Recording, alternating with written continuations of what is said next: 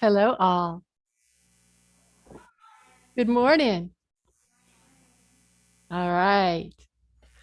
Well, I join you today as our final Sunday as we explore this marvelous book, the Book of Joy. That's a recorded conversation of His Holiness the Dalai Lama and the Archbishop Desmond Tutu. Two amazing spiritual leaders who truly live lives of joy. And today, on our final Sunday in this book, we are exploring the concept of compassion, compassion being contagious, and compassion prompting generosity, and how they work together in supporting all of us living lives in joy. And so, what does it mean, this word compassion? It's actually a Latin word, and the definition means to suffer with. To suffer with. And although we might not think of compassion as suffering, we do see how compassion is a feeling. It is more than just an intellectual practice. Compassion stems from empathy. We might see someone who is having a difficult time and patting them on the head in a sense is sympathy, but sitting with them and saying, how can I go through this with you? How can I lessen this load? That is empathy. And it is from that space that compassion is really spurred, that compassion moves forward. For when we find ourselves feeling compassionate, we find ourselves wanting to take action, wanting to move forward in a positive way. And it's really aligned with our fifth unity principle, I act. We put feet to our beliefs. We take action in our world. It's more than just believing or knowing the truths, but putting them into action. And this morning I share with you a definition of compassion from Charles Fillmore in The Revealing Word. He says, compassion is a characteristic of love and mercy prompted by an understanding heart. A compassionate mind sees the error but does not condemn. A compassionate mind sees the error but does not condemn. In our society, we are very quick to condemn. We have the tendency to be very quick to judge, to say that's not right, that's wrong, this person is doing something wrong.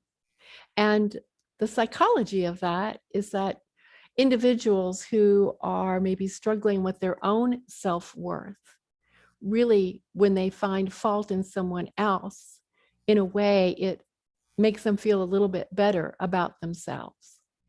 And in our society, we know this about our population, that we are very quick to judge and that we buy into finding fault with others. And this is, of course, just a generalization, but we see it in the way that it outpictures in our world. We definitely see it in the news, where news is so sensationalized. Have you ever looked at the title of an article and then you've read the article and you've kind of felt tricked because the title was so sensationalized, and then when you actually read the content, it did not match up with the title, but the goal of the newspaper or the magazine is to get you to read the article. And so there's always words that trigger something within you or within me that draws us to read that article. And I saw one this past week as I was massaging this talk and holding these ideas. And the title was something to the effect of Spanish aid volunteer abused for hugging migrant. And there was a picture of a young woman in her 20s, 30s, something like that, embracing a migrant, an individual actually from Senegal, which is in West Africa. When you read the article, you found that what had happened was that the newspaper had snapped this picture of of her. She had reached a hand out to shake this man's hand, and he was so overcome by having someone show him a kindness that he melted into her arms. And as the picture made the news, it then became a political statement, for there were those who did not believe that the people from Senegal should be in that part of Spain. And so, yes, there were negative comments that were brought forth. And that was what the abuse was, the abusive comments. Of course, there were many more comments that applauded this volunteer for being human, for making that human connection, for showing compassion. In a more personal way, we can see how within our own lives, especially when we're not feeling 100%, maybe we're tired, maybe we're hungry, maybe we're just having a rough day, we might have a conversation, or we overhear a conversation, or we receive a text or an email, and we think to ourselves, well, what was meant by that? What did that mean? We start to read into negativity where it doesn't even exist. For remember, our world exists, our thoughts create the experience that we have. So if we're feeling like victims, if we're feeling not really good about ourselves, we can find plenty of proof in the world that we are not enough. Or at least we think we can find that kind of proof. And when we feel positive and loved and loving, we find that proof in the world as well. You know, thoughts held in mind produce after their kind. And so we're reminded that when we start to think that way, when we start to think, well, someone else doesn't like us, or what are they saying about us, that really someone else's opinion about us is none of our business. We don't even need to go there. We just need to be fully ourselves, be fully you, be fully the expression of love and light you are. For whatever someone else thinks about you is really more about them anyway, and just let that go and continue to be in that space of light and love. For that is an act of compassion. Even though our mind, our understanding mind, might see error or think we see error, but instead we choose not to condemn, not even in our mind, not even in our thoughts. When we look at this book of joy this morning, the Dalai Lama says, too much self-centered thinking is the source of suffering. Well, we can see that, too much self-centered thinking, where it's all about us, where we're looking for proof that to be offended, where we're looking for offense. A compassionate concern for others' well-being is the source of happiness. The Archbishop Desmond Tutu goes on to say that compassionate concern for others is instinctual, and that we are hardwired to connect with others. That scientists are saying that this is a natural way for us to be. And you know, we can see that when we observe it in small children. We can see that before they learn what's mine and what's yours, mine seems to be one of the first words they learn. But we teach them that. They come into the world being very generous-hearted. But as we teach little children, as we raise little children, as they start to learn to fear strangers, and rightfully so, but they start to develop these ideas of what's yours and what's mine and what's okay and what's not okay, we lose that compassionate way of being. And so it takes time.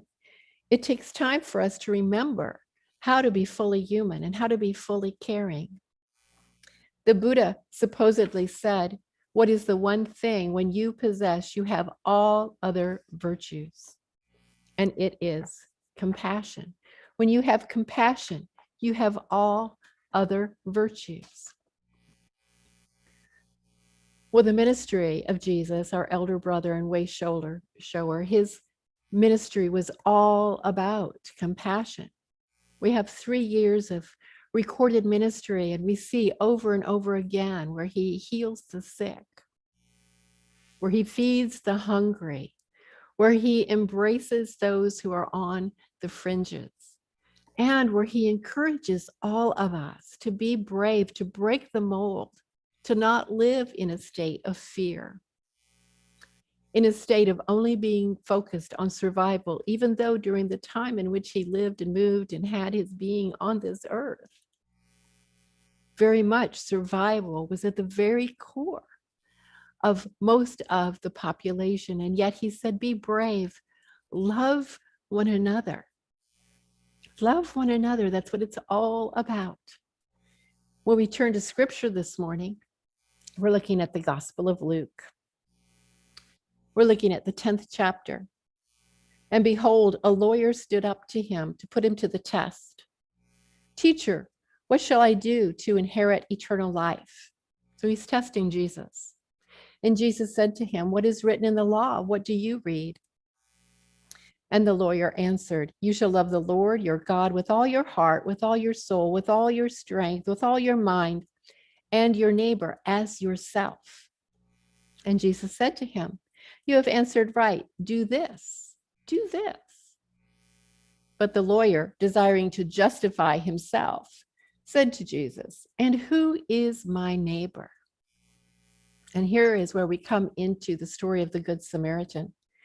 A man was going down from Jerusalem to Jericho, and he fell among robbers who stripped him and beat him and departed, leaving him half dead. Now, by chance, a priest was going down that road, and when he saw him, he passed by on the other side. So likewise, a Levite, when he came to the place and saw him, passed by on the other side. But a Samaritan, as he journeyed, came to where he was, and when he saw him, he had compassion. And he went to him and bound up his wounds, pouring on oil and wine.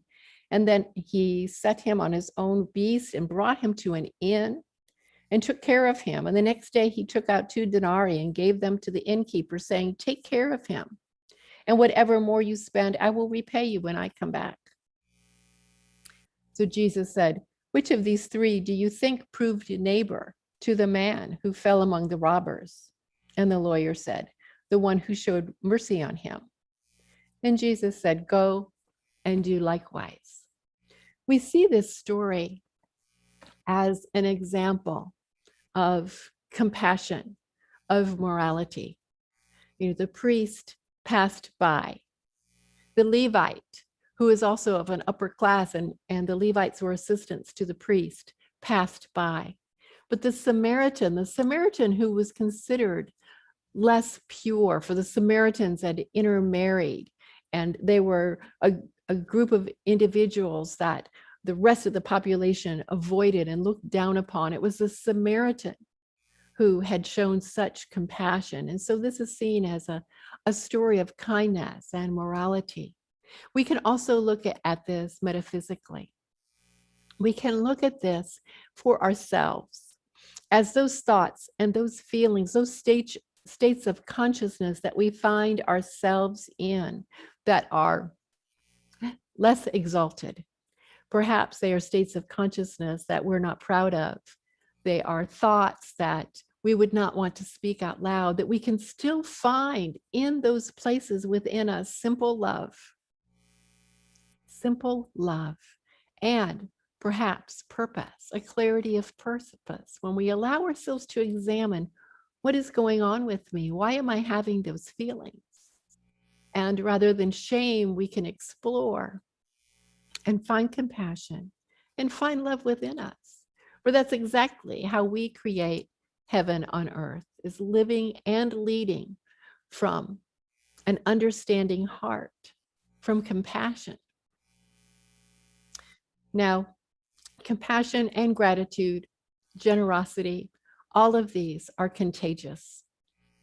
Have you ever found yourself in a crowd with an entertainer, a street entertainer, and they have in front of them, maybe an empty guitar case open or a hat, and they're performing, and everyone's enjoying their performance, but no one puts a coin into the hat until the first one does. And as soon as that first person puts a coin in the hat, then it becomes contagious, and that act of generosity is acted upon, and coins fall into the hat one after the other. I had an experience of this just last week. I was in Tampa driving. I had was on my way actually to the hospital where my daughter was in surgery. It had been a long time since I had driven in that area, Tampa, St. Petersburg. And when I lived there, I used to keep in my car little packets that had coins and hand sanitizer and tissue and maybe a protein bar. For almost every light you would come to or stop sign, there would be someone, with their hand out needing help. And I'd forgotten about that. And so I'm at this light, and it's 3 cars wide, this light. And it must have been a very long light, because I see this gentleman with a sign a few cars ahead of me, and he's kind of moving from car to car. And I'll be honest with you, I reached over into my purse to make sure I had my mask, with me for the hospital. And of course, he saw me reach over and thought I was getting something for him. So I did. I got into my purse and gave him some money. And as I looked in the rearview mirror, I then saw the car behind me and the car over and a car on this direction. It takes the first person to take action. And so I encourage you to be that person, to act on compassion, to act on generosity when you feel it's appropriate. And you can ask Spirit, you can say, reveal to me what I am meant to do in this situation. And whatever that is, do that. Say, reveal my strength, guide me, show me what I am to do, how I am to be, how I can be more compassionate to others and myself, how I can do this with ease and grace. For that's how we want to live our lives, with ease and grace. Well, these compassionate feelings, when we allow them to come forth, they move us into actions. They move us into actions where our thoughts become understanding, an understanding heart, where we can express our generous nature. And when we are filled with joy, when we are filled to joy, to overflowing, then it is natural to show these expressions of compassion and these expressions of generosity. And it becomes an attitude, it becomes a consciousness, a way of living, of giving and sharing from our very joy-filled hearts. To share with you one more quote from the Book of Joy. It says that generosity is so important for our survival that the reward centers in our brain light up more when we give than when we receive. They are able to test this, that there are reward centers in our brain that light up when we receive surprises, when we receive gifts, and that light up more when we give, when we show gratitude and generosity and compassion. It's one of the strongest predictors of well-being worldwide. It's the quality of our relationships. Generous, pro-social behavior seems to strengthen these relationships across cultures. It's associated with better health and longer life expectancy. Compassion, generosity, gratitude are good for us, and they're good for the world. And all of the world religions teach us, support us, guide us, encourage us to have a more generous nature, to give of ourselves in a greater way. One of the 5 pillars of Islam is zakah. And zakah is actually a giving of alms. It's an obligation, almost a tax. And in Judaism, it's tzedakah, and that's an ethical obligation. In Hinduism and Buddhism is dana. Dana is also a practice of cultivating generosity. And within Christianity, it's called charity. And as I pondered these words today, as I pondered what I would share with you, there was a song that just kept coming back to me over and over again, and I know that you all know it well. It's a song from devotion, and it was inspired by a young man, a young boy actually, from South Africa, Nkosi Johnson, who died at the age of 12 from HIV and AIDS. And he spoke so eloquently. And he said, do all you can with what you have, in the time you have and the place you are. Do all you can. Do all you can with what you have, in the time you have and the place you are. Do all you can. So ask yourself today, how can I live with more compassion? How can I express a more generous heart? What is mine to do? And remember that your story is not only your story. We are all in this together. God bless you.